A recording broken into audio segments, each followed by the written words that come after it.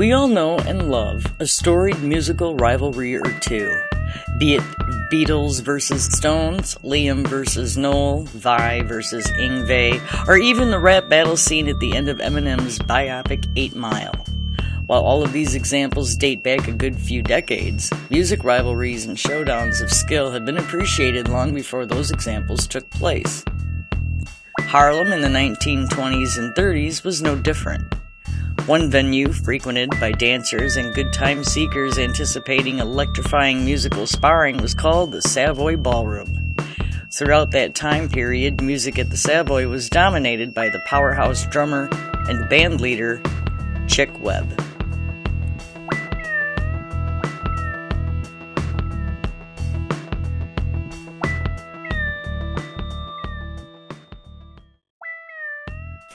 Chick Webb represented the triumph of the human spirit in jazz and life.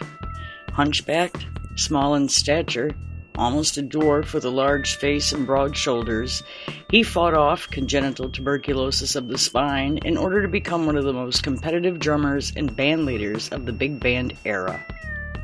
Perched high upon a platform, he used custom-made pedals, gooseneck cymbals, a 28-inch bass drum, and a wide variety of other percussion instruments to create thundering solos of a complexity and energy that paved the way for Buddy Rich and Louie Bellson.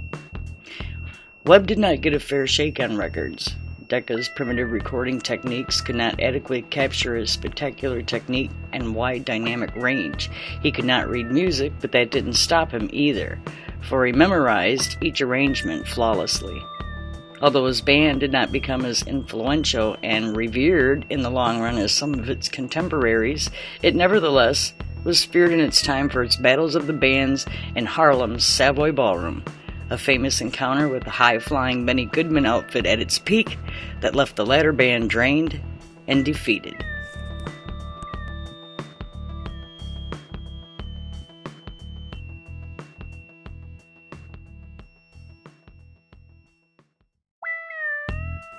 William Henry Webb bought his first set of drums with his earnings as a newsboy, and he began playing in bands on pleasure boats.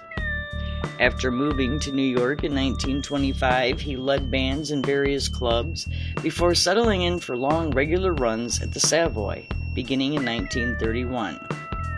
Although Benny Carter and Johnny Hodges played with the band early on, the Webb Band was oddly short on major soloists during its heyday from the mid-30s onward. The young alto sax player Louis Jordan made the biggest impression after leaving the band, but the band made up for it with a crisp ensemble sound, Webb's disciplined, ferociously driving drum pyrotechnics, trumpeter Taft Jordan's impression of Louis Armstrong, and most of all, a series of strong compositions and charts by Edgar Sampson, Blue Lou, and Stomping at the Savoy among them. In 1935, Webb hired the teenaged Ella Fitzgerald after she won a talent contest at the Apollo Theater, became her legal guardian, and rebuilt his show around the singer, who provided him with his biggest hit record, A Tisket, a Tasket, in 1938.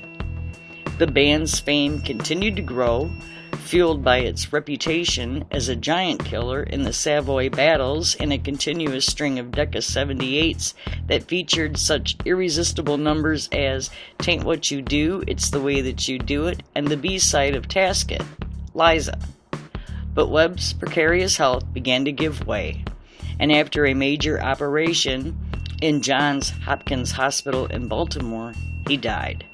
His last words reportedly were, "I'm sorry, I've got to go." After Webb's death, Fitzgerald fronted the band until it finally broke up in 1942. Thank you for watching.